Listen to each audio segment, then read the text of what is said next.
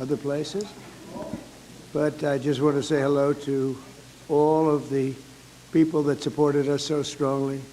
Ramadan Mubarak.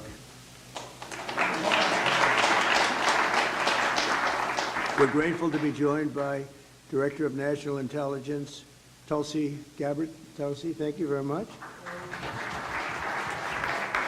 Deputy Secretary of State, Chris Landau. Chris, thank you, Chris. Congratulations, by the way. Deputy Special Envoy, Morgan Ortegas. Morgan. Hi, Morgan. A very good friend of mine who I just endorsed, actually, Senator Lindsey Graham. Lindsey. Congressman Abe Hamadeh. Ed, thank you, Ed. Thank you, Ed. Good job. Counselor to the President, Alina Habba, is going to be the U.S. Attorney in New Jersey, very importantly. Great job. Pastor Paula White, my friend for a long time, and somebody that's done an incredible job with faith and all of the things that so many in this room stand for. Paula White. Thank you, Paula. And a person that Paula would have a hard time not being with. I would say Jenny would be about impossible for you, right? But Jenny Korn is here, and she's been incredible, the Faith Office Director, and right out of the White House, right, Jenny? Hi, Jenny, how are you? And a great friend of mine, Mossad Boulos. Mossad, how are you? Thank you. I also want to extend a very special thanks to the hundreds of thousands of Muslim Americans who supported us in record numbers in the 2024 presidential election. It was incredible. We started a little slow with you, but we came along, and by the time that election was finished, we figured we went up like a rocket ship. So I just want to thank everybody very much for that. That was great. And in particular, I want to thank two great gentlemen, the mayor of Hamtramck, Michigan. Hamtramck, how are you, Mr. Mayor?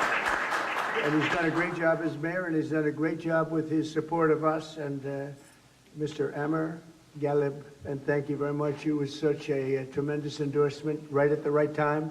Your timing was excellent. Thank you very much. And you'll be the next ambassador to Kuwait, and you're going to have a great time with Kuwait. Wonderful people, and it's a great place, so congratulations, really terrific. You're going to love them, and they're going to love you.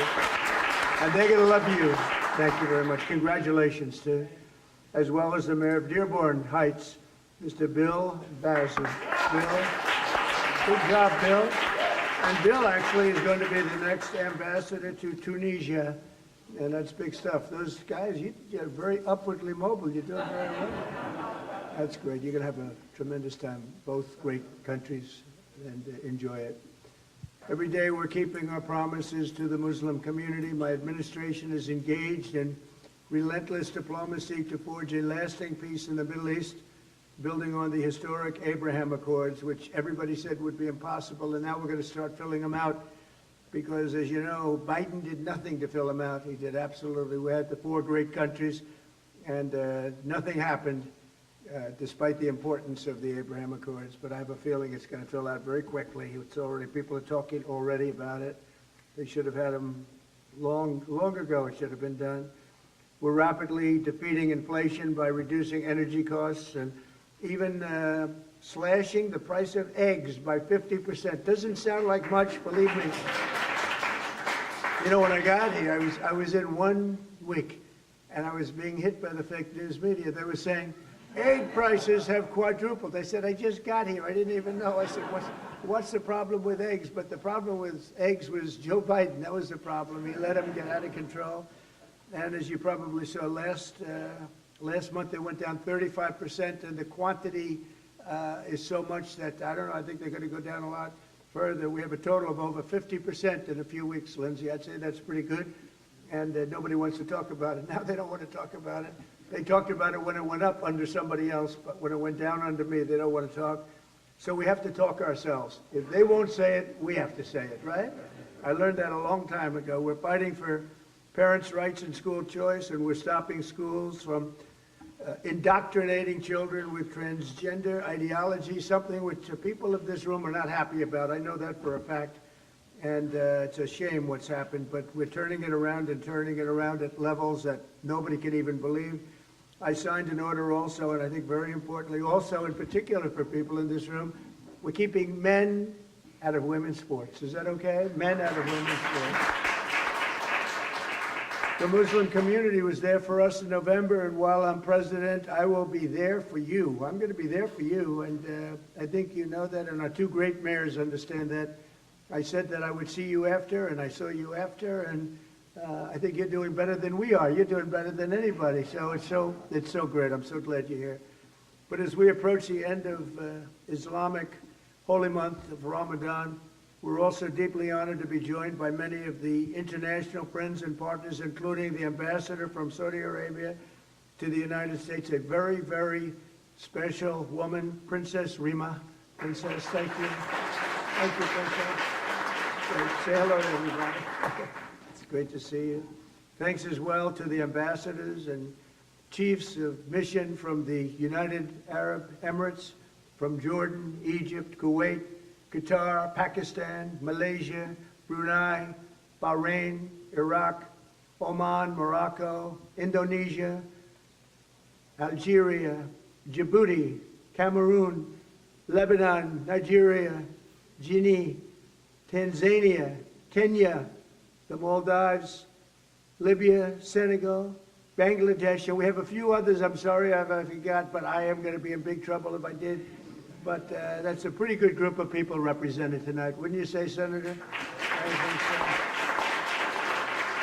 so. And we're greatly honored by your presence this evening. I just really want to thank you all. It's a special group. I look forward to it.